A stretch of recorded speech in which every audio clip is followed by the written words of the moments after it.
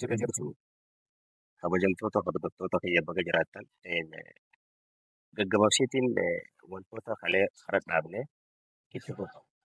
Deebiin dhufeetiin jira kun daraaraadha.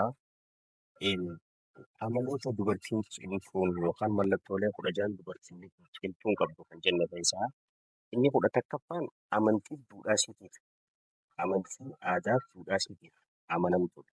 Kana jechuun maali gatii duudhaa fi amantiin isiitii fi safuu qabdu akkasuma naamusa keessoo isii jiru gatii isii waan beektuuf si galtee hubannoo gatii waan kanaa waan beektuuf wantoota kanarraa dhaabbattee qajeelfama fudhachuun kallattii qabattee deemti jechuudha. Kanaaf akkana jechuun maal jechuudha dubartiin cimtuun yookaan shamarreen cimtuun hin bitamtu akkasuma qaamni isiitii fi qalbii isiitii hin gurguramu. Waan xixiqqoodhaan eenyummaa isii yookaan amantii duudhaa isii hin gattuu jechuudha asirratti yoo galu. Meeshaa miti qaxagamu dukaanarraa dhaqanii bitan because she is a strong woman hedduu dubartii cimtuudha jechuudha. Hin bitamtu hin gurguramtuudha. Itti aansee keessoo isii dandeettii of dhaggeeffachuu ammallee dandeettii aadaa duudhaa isiitiin qajeelfamtee deemuu hubannoo qabdu jechuudha. Akkasuma gosoota nama alaa isin wantoota baawundarii yookaan daangaa isiitiin ala jiran irraa isin fudhatu. Galtee garuu murtii dhumaarratti akkamiin akka murteessuu qabdu dandeettii itti qabdi jechuun ni beekti jechuudha asirratti. Waan tokko namaa godhe jechuuf si galtee yookaan abaluu isii godha jedhanii waan irraa eegan jecha yoo waan godhuun taane ta'ee wanni sun tasan gootu namaan irraa eegetti hin gootu waan godhuun feene namaan irraa eegetti hin gootu. Hara 12ffaatti dabara. Kannaa dubartummaa keessatti rabbiin isii kannisanii yookaan dandeettii dubartiin rabbiin hallee kannaa dubartummaa keessatti rabbiin isii kannisan kan beektuu fi itti fayyadamtu jechuudha. Akkana jechuun dubartiin cimtuun sammuu isiitti deebitee teessee keessoo isii dandeettii dhaggeeffachuu qabdi. Ogummaa fi beekumsa dandeettii keessoo isii jiru san dandeettii dhaggeeffachuutu jechuudha. Akkasuma wanni tokko karaa isaa qabatee akka deemuu fi yoom hooggansa isii akka barbaadu waan beektuuf galtee wantoota hundaaf yeroo kannati jechuudha. Ifiifuu haala jiruuf jireenya keessatti wanti sun sirrachaa dhufe jettee waan amantu.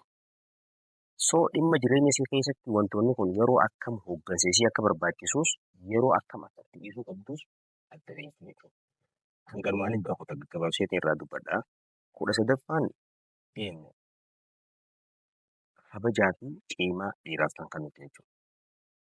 Akkana jechuun abbaan manaa isii yookaan namni isii jaalatu tokko sii galtee fuula isii duratti saaxilamummaan yookaan hanqina inni qabu yoo waa isa mudatan girri jettee yookaan sammuun isii girra keessa seentu. Because akkamitti akka isa gargaartuu fi dadhabina kan keessaa fuutee eenyummaa isaa tasirriitiin akka jiraatu dandeettii godhuu qabdi. Siistama kamiin akka sappoortii isa gootu beekee so wantoota akkana kanaa hanqina akkanaa jetti dhufeettee waan kanaaf baay'ee rakkattee kan qixxeessitu jechuudha. Because you know how to support him, how to bring him into new life akkamitti akka isa dadhabina kan keessaa guutee cimina isaarratti akka inni jiraatu godhuu dandeettii qabdi jechuudha. Akkasuma dhiironillee ni jaalatanii dubartii kana saayinsiin akka jirutti sababni isaas haalumaa fi dadhabinumaa fi hanqina inni qabu san wajjin satti isa gooti jechuudha. Kanaaf dubartii cimtuu duratti dhiirri tokko hanqinni isaa yookaan dadhabinni isaa waan mul'ateef miirri qaanii yookaan miirri jigaadha yookaan miirri maalidhaa yakkaa ittiin dhagahamu jechuudha. Akkasuma dubartiin cimtuun dhiirri tokko miira keessa baay'ee akka hin galle waan hubattu. Odoo namaan hin gowwoomfamne gurbaan sun yookaan dhiirri sun odoo namaan hin gowwoomfamne miira isaatiin akkamitti akka isa gaggeessitu dandeettii qabdi jechuudha. 13ffaa hangana yeroo jenne gara 14ffaatti ceena. 14ffaan she knows herself if beektuu fi galtee akkasuma waan gootu keessatti miirri yakkaatii fi miirri qaanii itti hin dhagamne jechuudha. Itti amantii waan gootu akkana jechuun gaaddidduu isii ta'ee Deemtee maali gaaddisa kana keessa gaaddistuu ishee dhabeetu yookaan waan marsee jiru waan gaaddistuu isheetiin marsee jiru nama dandeettii beeku. Wantoota uumamuuf itti rakkattee yookaan miira hamaadha. Wantoota wayiitu mudate jettee akkas kan jenne kun qabdi. Wantoonni adda faca'e tokko yeroo tam akka walitti dhufanii tokkoomuu qaban hubannoo waan qabduuf jechuudha. Sigaltee miira tasgabbiitiin dandeettii waan waan qabdu. Kanaaf if taatee jechuudha. Sigaltee waan waa dhufa waan waa dhufaniif waan gammada akkamasii waan harkisaniif eenyummaa isii yookaan nama biraa ta'uuf hin jaallu. Waan eenyummaa isii yookaan gaadduu isii horsiisan waan jiru waan beekuuf hedduu cimtuudha jechuu ni dandeenya jechuudha. Sigaltee ammallee miirri yakkaatii fi miirri qaanii wantoota gootarra dhaabbattee ittiin dhaga'a. Because eenyu ani eenyu maaliin godhuu qaba akkamitti godhuu qaba ajooltuudha waan if beektuuf eenyummaa isii waan if beektuuf jechuudha. Kudha shanaffaan hariiroo yeroo dheertuu hin deemne keessatti isaa gubuun barbaada. Akkana jechuun waliin jireenyi yookaan hariiroon bu'aan isaa yookaan hariiroo walitti dhufee namni waliin jiraachuu bu'aan isaa guddachuudha waliin guddachuudha jettee amma eegaltee hariiroon waliin sababii namni waliin jiraatu just waliin guddachuuti jettee amma eegaltee akkasuma sagalee keessoo isii dhaggeeffattee yoo hariiroo keessa jirtu kun koonfartii yookaan mijjattuu isin kan taane taate yeroo keessatti hin gubduu jechuudha. Sigaltee barbaachisaa miti waan amantuuf wantan lakkistee biraa deemuu dandeessi jechuudha. Ammallee tarkaanfii yeroo yeroon dhuftu tokkoon wantoota uumamuu keessatti waa irraa baratu. Sababni isaas rakkoon akka kalee uumamtee amma deebitee akka uumamu. Tokkoon wanta uumamaa hunda keessatti dandeettii waa irraa barattee rakkoo wal fakkaataan deebii akka hin dhufne godhuuti jechuudha. Kudha ja'affaatii fi ismin xumuraa. Xumura waan hundaa osoo hin ta'in xumura waan kudha ja'an jennee gaarii fakkeessuuf yaaltu maali? Kudha ja'affaan dhiifama. Kudha ja'affaan akkamitti namoota waliin akkamitti akka komiikeet godhuu qabu? Akkamitti akka haasawtee haasawa keessatti walii galuu qabdu? Ammallee haasawaan fedhii isiitis akkam akka ibsachuu dandeessu kan beektu jechuudha. Kana jechuun waan hin qabne fakkeessu jechuudha.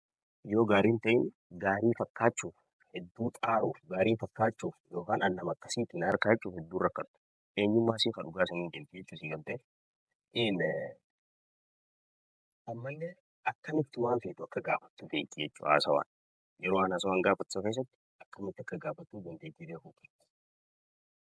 Dhiironillee namoota akkanaa yookaan dubartii cimtuu akkanaa fedhii isaanii guutuu bira dhaabbatanii yookaan wajjin ta'anii guutuudhaaf ni jaallatanii jira. Because sababni isaa firiidamii yookaan bilisummaa waa ibsachuu fedhiisii ibsachuu qabdi waan ta'eef. Keessoo isiitti waan dhagahamu ibsachuu qabdi waan ta'eef waan dandeessu godhuu qabdi. Waan dandeessu godhuu nama danda'u waan taateef akkasuma waan keessa isiitti dhagahamu akkamitti akka himattu waan beektuuf jechuudha.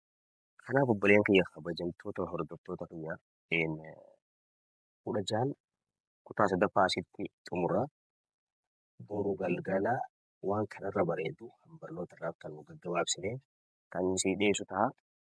Kuni daraaraadha. Yoo isinitti tole sabiskiraayib saniifi laayik isinis godhaa. Asumaan dubartoonni keenya eessa jirra? Kan ta'uu qabna kan jiru akka ilaaltaniin barbaada. Sababni isaatis dubartiin keenya cimtuudha. Carraa adda addaa kan harkatiin jira. Carraalee san bifa kamiin carraalee jiru hunda itti fayyadamtanii akkamitti akka hawaasa kana jijjiiruu qabdaniifis akka jijjiiruu qabdan namni isinirra beeku hin jiru. Isinirra beekeetu kan isin kanaaf yoo isinitti tole asumaan laayik fi sabiskiraayib godhaa. Kuni daraaraa dhagaa nagaa na jira akka galatoomu.